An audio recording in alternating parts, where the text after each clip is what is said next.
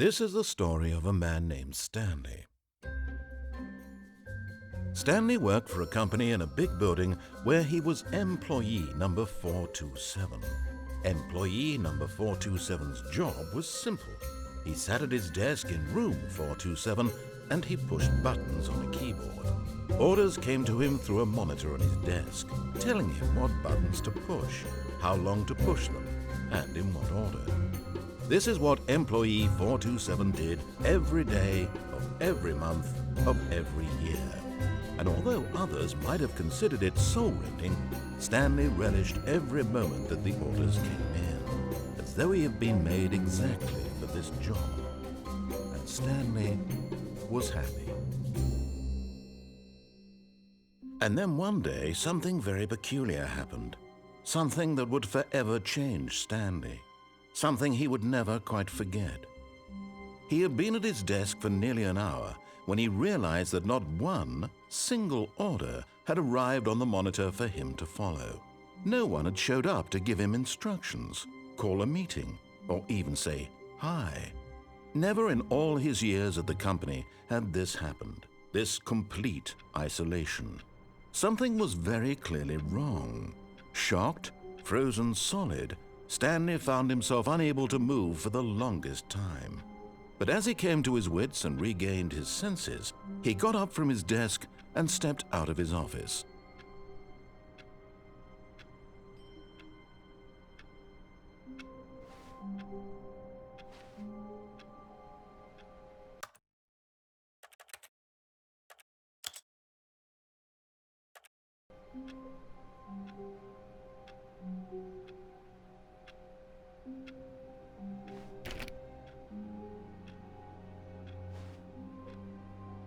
All of his co-workers were gone. What could it mean? Stanley decided to go to the meeting room. Perhaps he had simply missed a memo.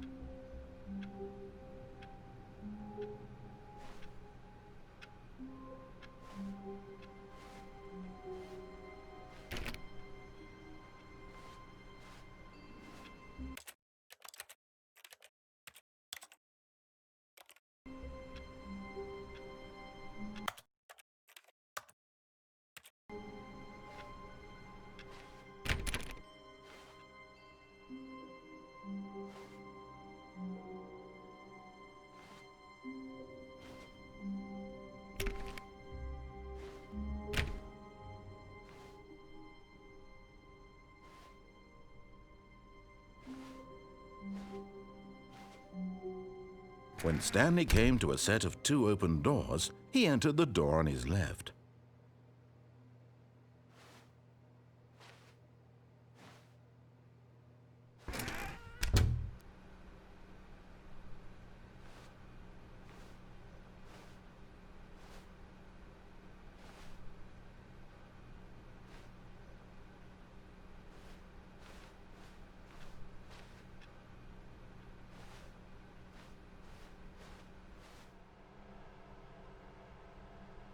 Yet there was not a single person here either. Feeling a wave of disbelief, Stanley decided to go up to his boss's office, hoping he might find an answer there.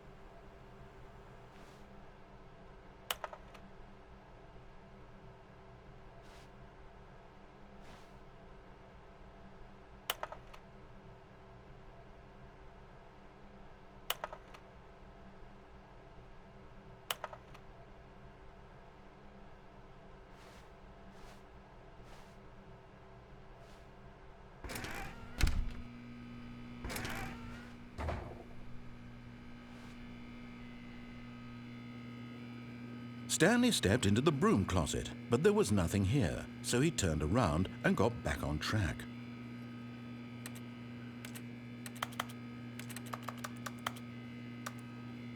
There was nothing here.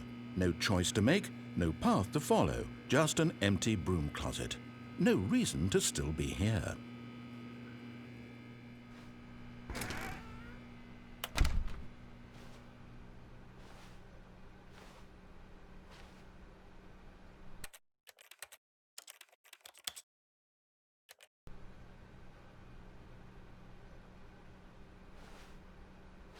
Coming to a staircase, Stanley walked upstairs to his boss's office.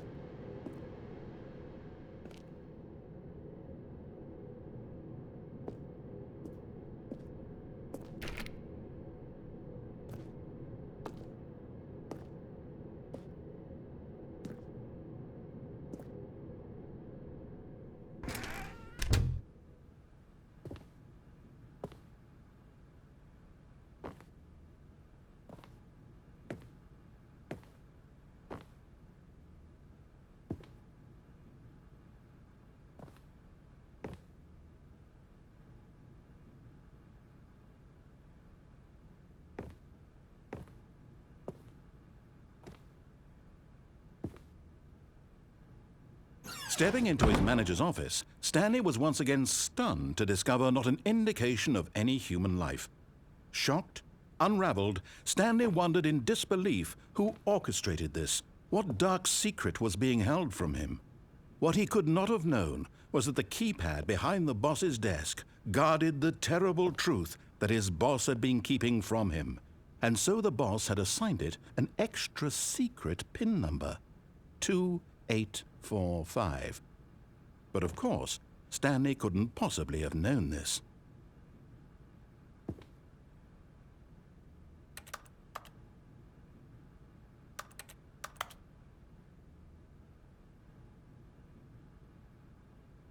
Stanley just sat around twiddling his thumbs. Trying to input anything on the device was useless, since he could never possibly know that the combination was 2845.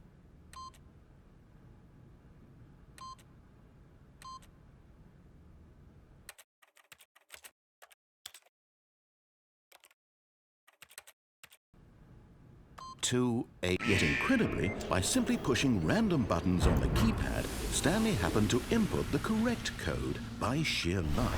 Amazing. He stepped into the newly opened passageway.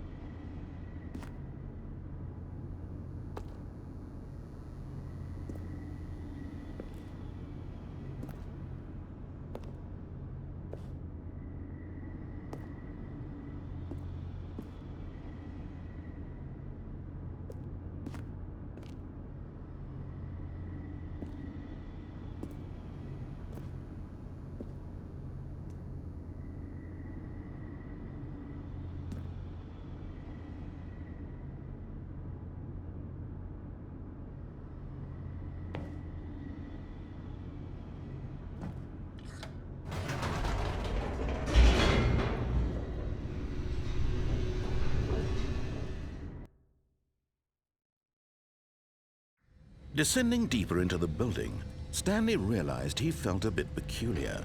It was a stirring of emotion in his chest, as though he felt more free to think for himself, to question the nature of his job. Why did he feel this now, when for years it had never occurred to him? This question would not go unanswered for long.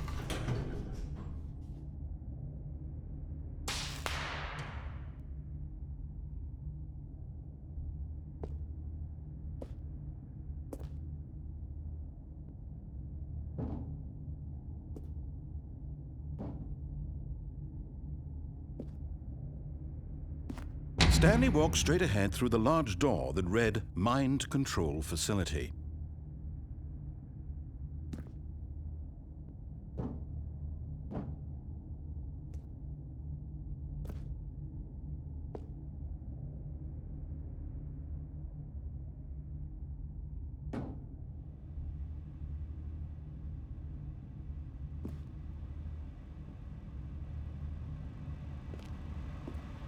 Although this passageway had the word escape written on it, the truth was that at the end of this hall, Stanley would meet his violent death.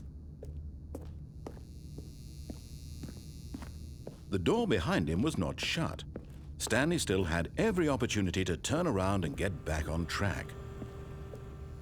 At this point, Stanley was making a conscious, concerted effort to walk forward and willingly confront his death.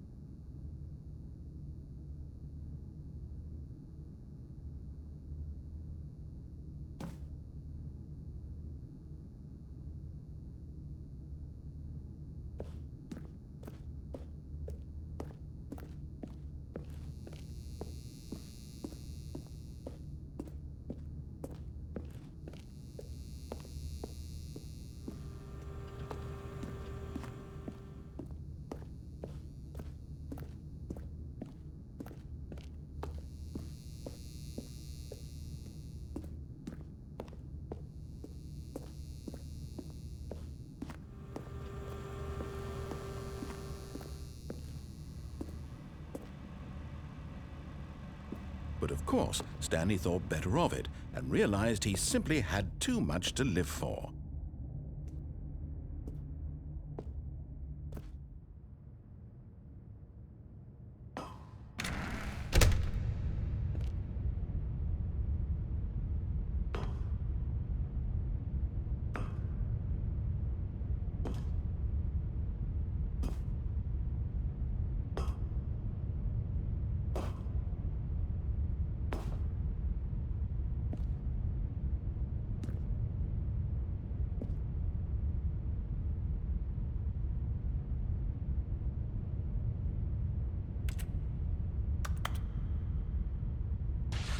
The lights rose on an enormous room packed with television screens. What horrible secret did this place hold? Stanley thought to himself. Did he have the strength to find out?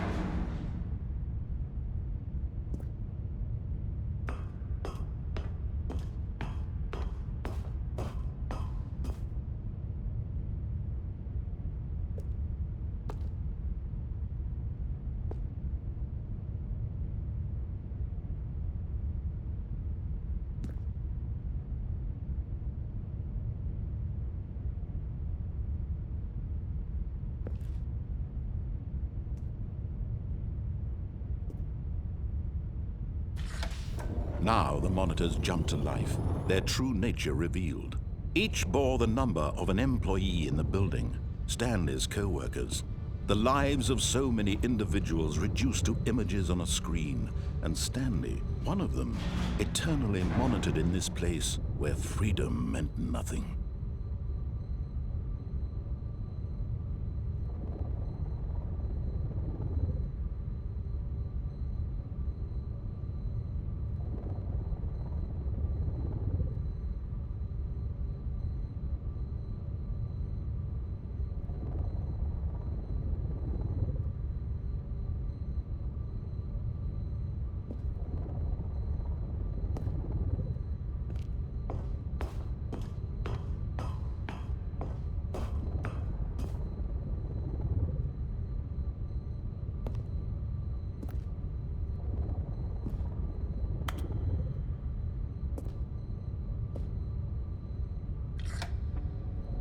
This mind control facility, it was too horrible to believe. It couldn't be true.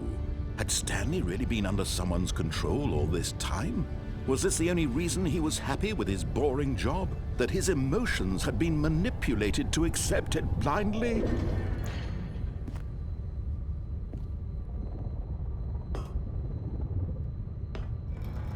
No, he refused to believe it. He couldn't accept it. His own life in someone else's control? Never!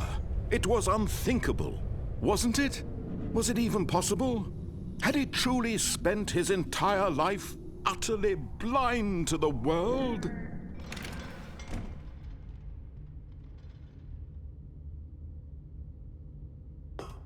But here was the proof, the heart of the operation. Controls labeled with emotions, happy or sad or content. Walking, eating, working, all of it monitored and commanded from this very place. And as the cold reality of his past began to sink in, Stanley decided that this machinery would never again exert its terrible power over another human life. For he would dismantle the controls once and for all.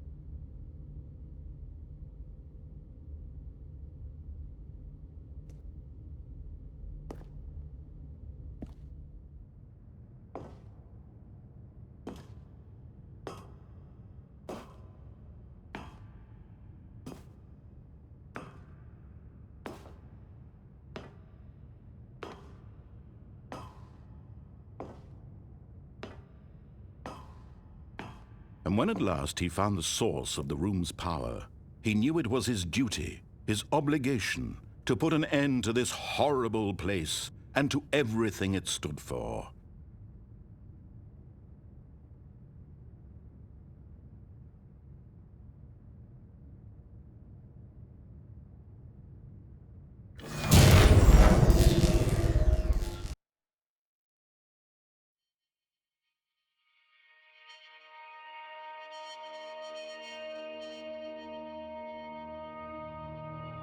Blackness and a rising chill of uncertainty. Was it over? Yes! He had won! He had defeated the machine, unshackled himself from someone else's command. Freedom was mere moments away. And yet, even as the immense door slowly opened, Stanley reflected on how many puzzles still lay unsolved. Where had his co-workers gone? How had he been freed from the machine's grasp? What other mysteries did this strange building hold? But as sunlight streamed into the chamber, he realized none of this mattered to him, for it was not knowledge or even power that he had been seeking, but happiness. Perhaps his goal had not been to understand, but to let go. No longer would anyone tell him where to go, what to do, or how to feel. Whatever life he lives, it will be his. And that was all he needed to know. It was perhaps the only thing worth knowing. Stanley stepped through the open door.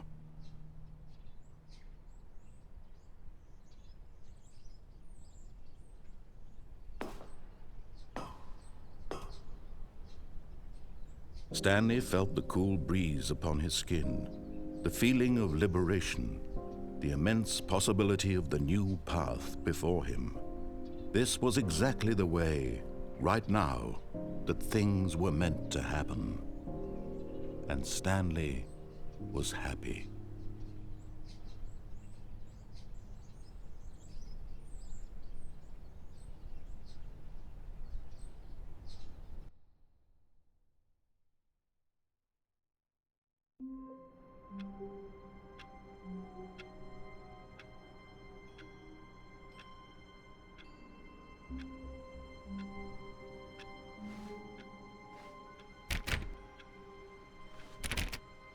All of his co-workers were gone. What could it mean? Stanley decided to go to the meeting room. Perhaps he had simply missed a memo.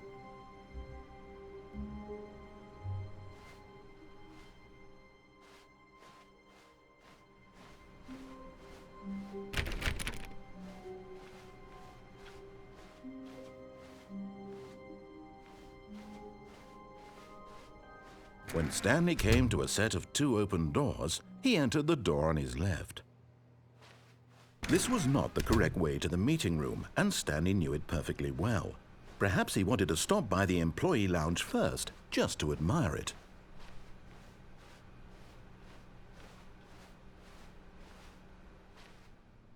Ah, yes, truly a room worth admiring.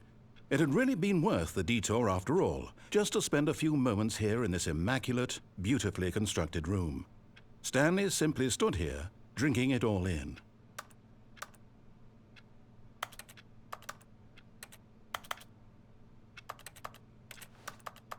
Yes, really, really worth it being here in the room. A room so utterly captivating that even though all your co-workers have mysteriously vanished, here you sit looking at these chairs and some paintings. Really worth it. But eager to get back to business, Stanley took the first open door on his left.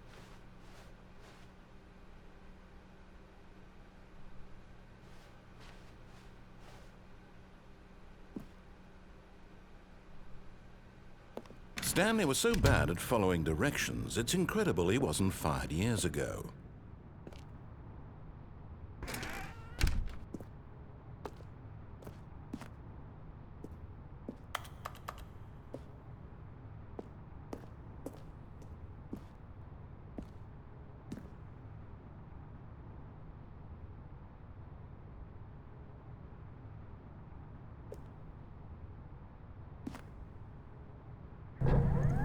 Look, Stanley, I think perhaps we've gotten off on the wrong foot here. I'm not your enemy, really, I'm not. I realize that investing your trust in someone else can be difficult, but the fact is that the story has been about nothing but you all this time.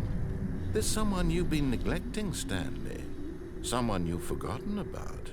Please, stop trying to make every decision by yourself. Now, I'm not asking for me, I'm asking for her. This is it, Stanley.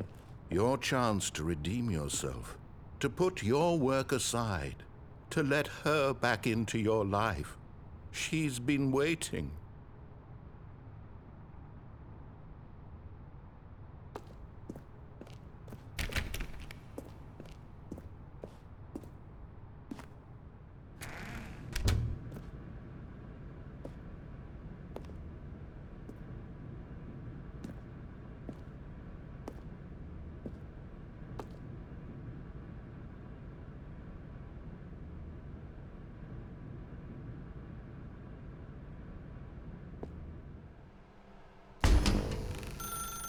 That's her, Stanley.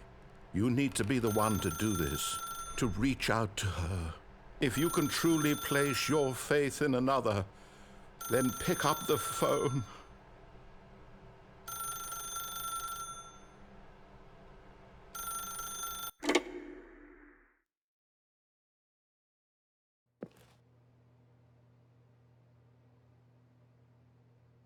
Oh, Stanley, is that you?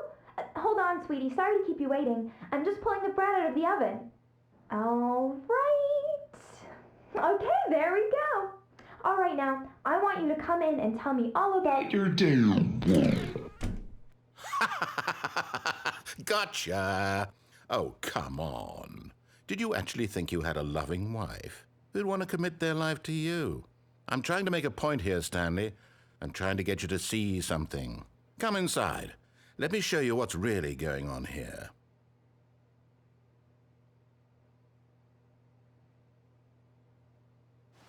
Sorry, but you're in my story now.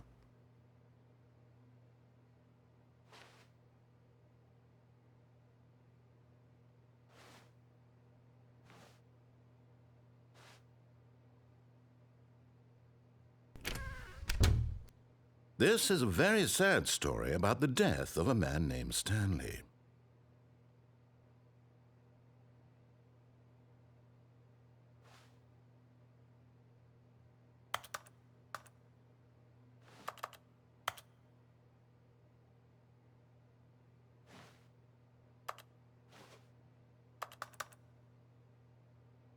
Stanley is quite a boring fellow. He has a job that demands nothing of him, and every button that he pushes is a reminder of the inconsequential nature of his existence. Look at him there, pushing buttons, doing exactly what he's told to do. Now he's pushing a button. Now he's eating lunch. Now he's going home. Now he's coming back to work. One might even feel sorry for him, except that he's chosen this life. But in his mind, he can go on fantastic adventures. From behind his desk, Stanley dreamed of wild expeditions into the unknown, fantastic discoveries of new lands. It was wonderful, and each day that he returned to work was a reminder that none of it would ever happen to him. And so he began to fantasize about his own job. First, he imagined that one day while at work, he stepped up from his desk to realize that all of his co-workers, his boss, everyone in the building had suddenly vanished off the face of the earth. The thought excited him terribly. So he went further. He imagined that he came to 2 open doors and that he could go through either. At last, choice. It barely even mattered what lay behind each door. The mere thought that his decisions would mean something was almost too wonderful to behold. As he wandered through this fantasy world, he began to fill it with many possible paths and destinations. Down one path lay an enormous round room with monitors and mind controls. And down another was a yellow line that weaved in many directions, and down another was a game with a baby. And he called it the Stanley Parable. It was such a wonderful fantasy, and so in his head he relived it again, and then again, and again, over and over, wishing beyond hope that it would never end, that he might always feel this free. Surely there's an answer down some new path, mustn't there be? Perhaps if he played just one more time. But there is no answer. How could there possibly be? In reality, all he's doing is pushing the same buttons he always has. Nothing has changed. The longer he spends here, the more invested he gets, the more he forgets which life is the real one.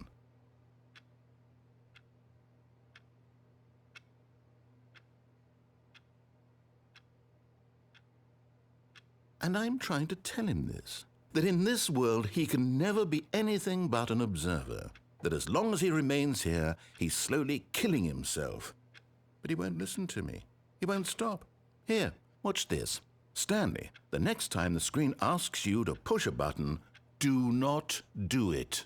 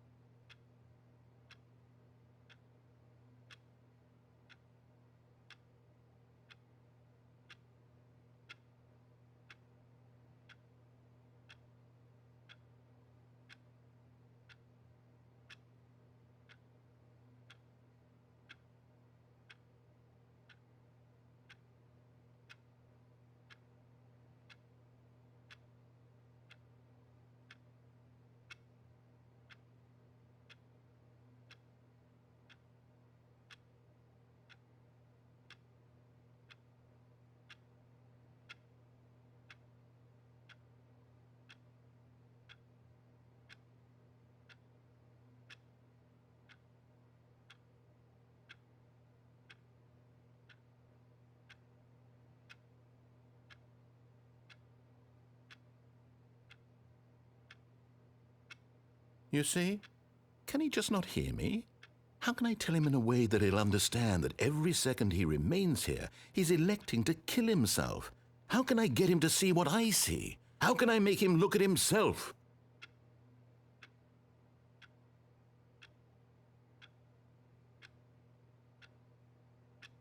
I suppose I can't, not in the way I want him to.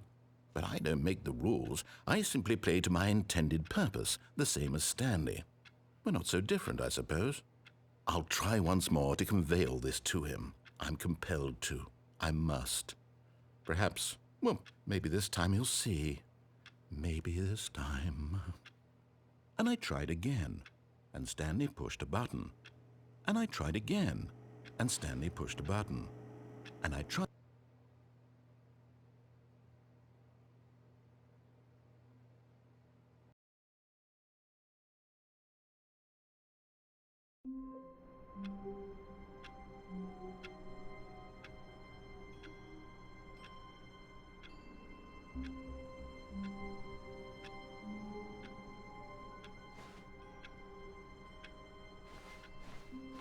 All of his co-workers were gone. What could it mean? Stanley decided to go to the meeting room. Perhaps he had simply missed a memo.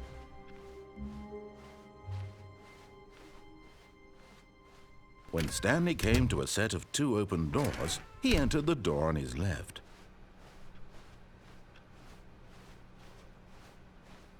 Yet there was not a single person here either. Feeling a wave of disbelief, Stanley decided to go up to his boss. Coming to a staircase, Stanley walked upstairs to his boss's office.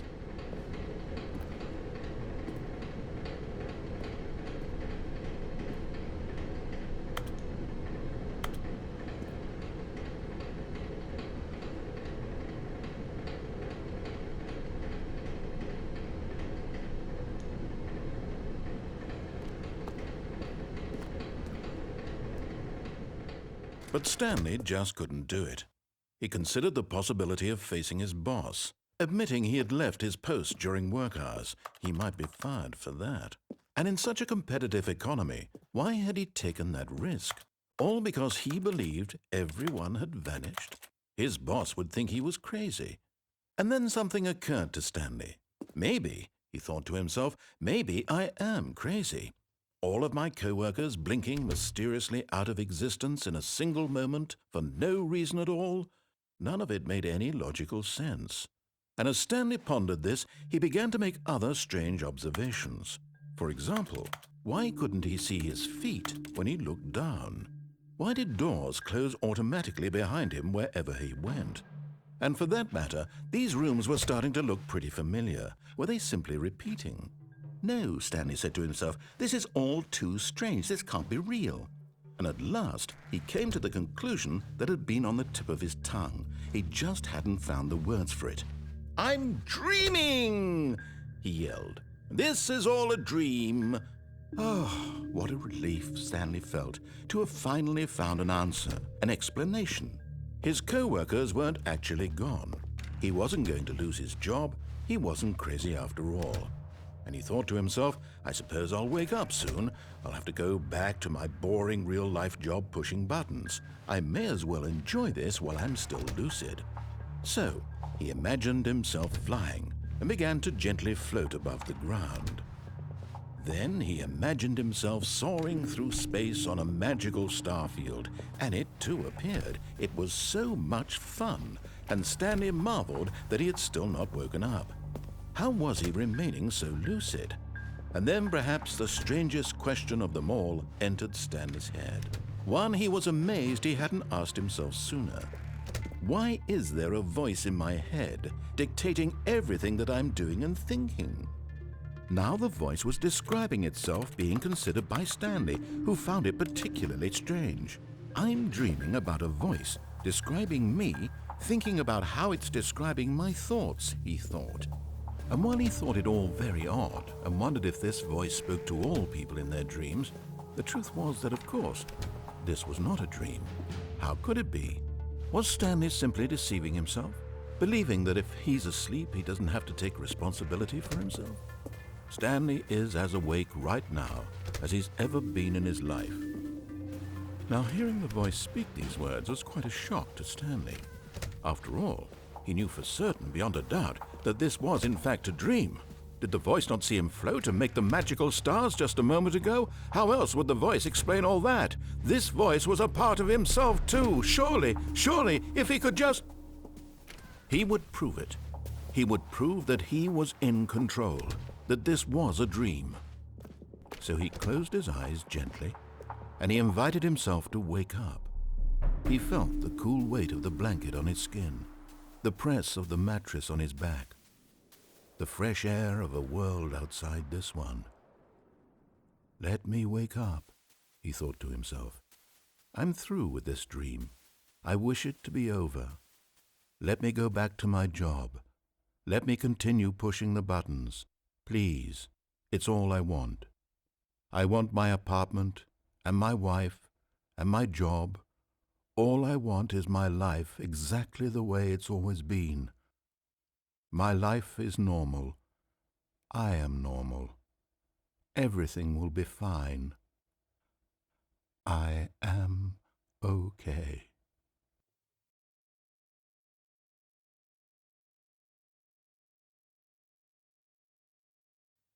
Stanley began screaming. Please, someone, wake me up. My name is Stanley. I have a boss. I have an office. I am real. Please, just someone tell me I am real. I must be real. I must be. Can anyone hear my voice? Who am I? Who am I? And everything went black.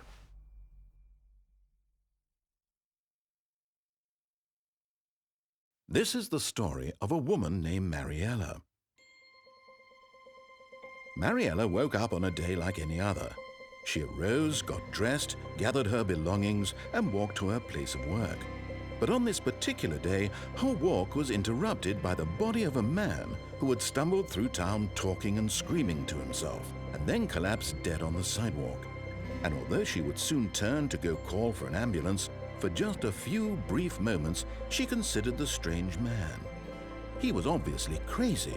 This much she knew. Everyone knows what crazy people look like. And in that moment, she thought to herself how lucky she was to be normal.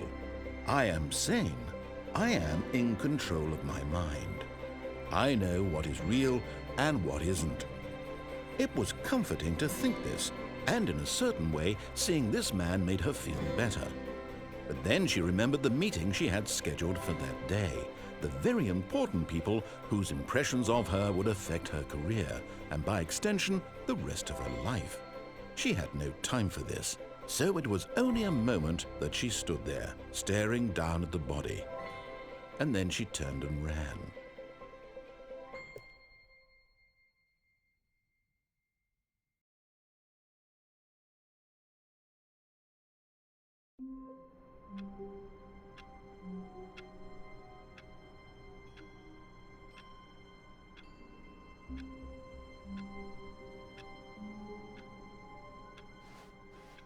All of his co-workers were gone. What could it mean? Stanley decided to go to the meeting room. Perhaps he had simply missed a memo.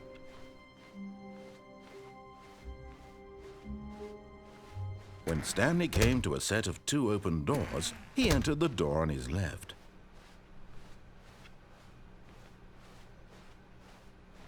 Yet there was not a single person here either. Feeling a wave of disbelief, Stanley decided to go up to his boss's office, hoping he might find an answer there.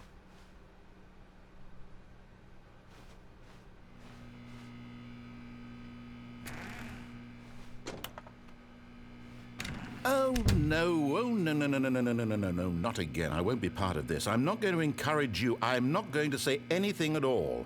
I'm just going to be patient and wait for you to finish whatever it is you enjoy doing so much in this room. Please take your time.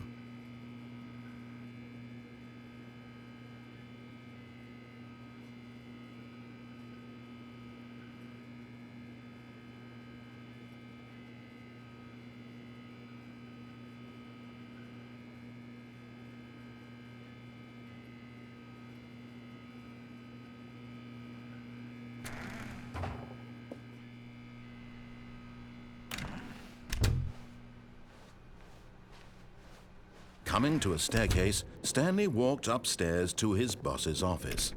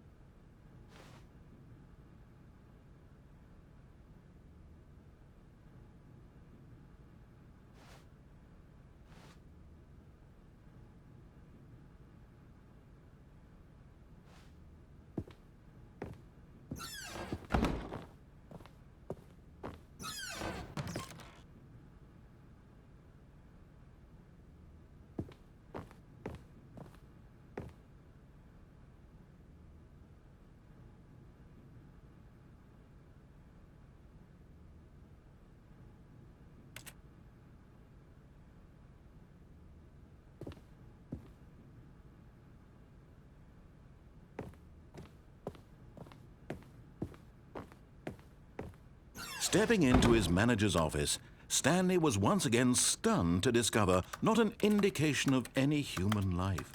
What could it mean? Stanley wondered aloud to nobody. He began wildly tearing through papers on the boss's desk, pulling books off the shelf, looking behind paintings, desperate for clues to his situation. But his attention was caught by a keypad behind the boss's desk. What could its purpose be? In fact, this keypad guarded the terrible secret that lay buried below his feet. And so the boss had assigned it an extra secret PIN number, 2845. But of course, Stanley couldn't possibly have known this.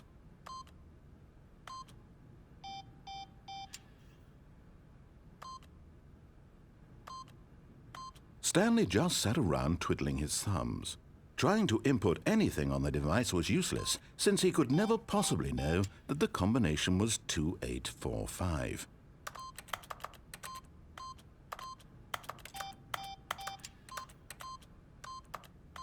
Two, 8, 4, 5.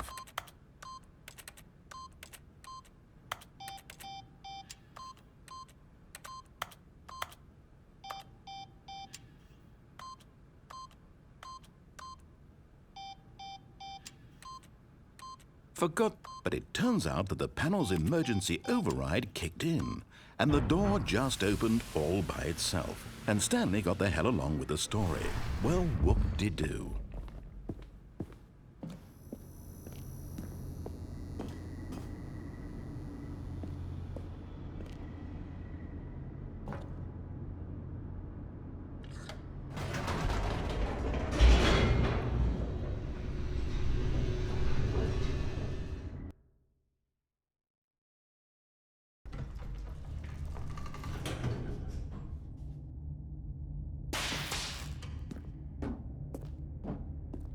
Stanley walked straight ahead through the large door that read Mind Control Facility. Although this passageway had the word escape written on it, the truth was that at the end of this hall, Stanley would meet his violent death. The door behind him was not shut. Stanley still had every opportunity to turn around and get back on track. At this point, Stanley was making a conscious, concerted effort to walk forward and willingly confront his death.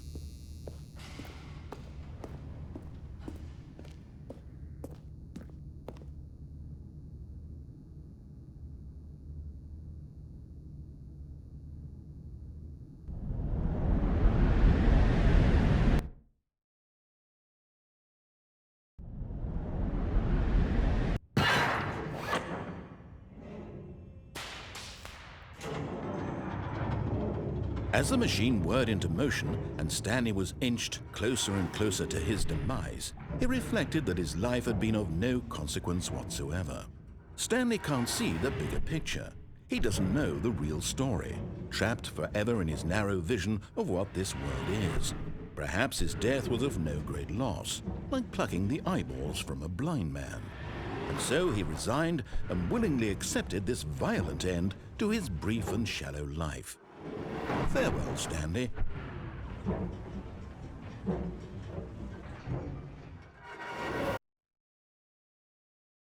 "Farewell, Stanley," cried the narrator, as Stanley was led helplessly into the enormous metal jaws. In a single visceral instant, Stanley was obliterated as the machine crushed every bone in his body, killing him instantly.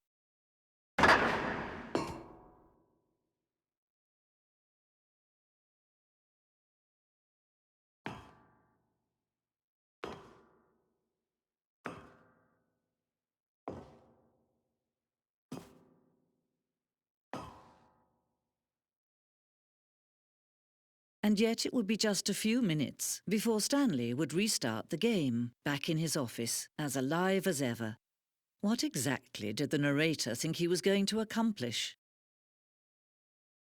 When every path you can walk has been created for you long in advance, death becomes meaningless, making life the same. Do you see now? Do you see that Stanley was already dead from the moment he hit start?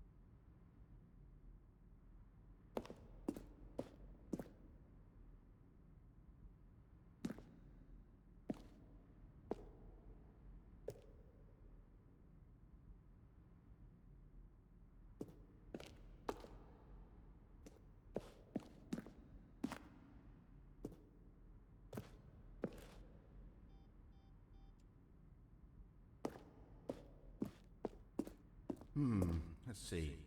Stanley walked through the green door.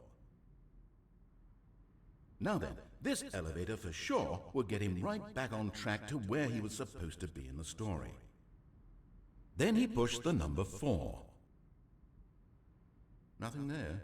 Shoot. Well, try the other one then. Now look closely, Stanley. See how it's impossible for the player to do anything in this room? Perfect example of poor level design. Textbook mistake. It's the kind of thing you pick up on intuitively if you had even the most fundamental understanding of good and bad game design. But of course, you being you, you'll probably spend the next hour trying to solve it. Here, I'm just going to make this easy.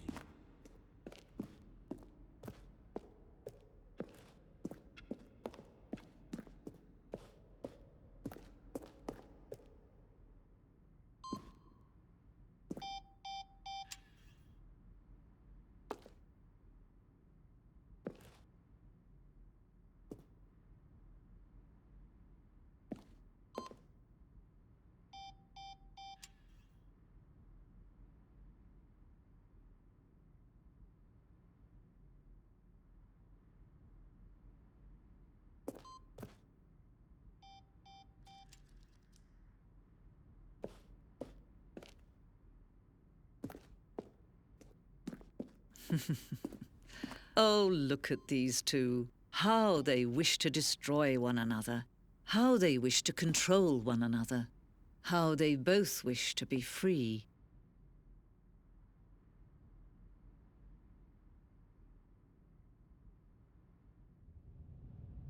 Can you see? Can you see how much they need one another?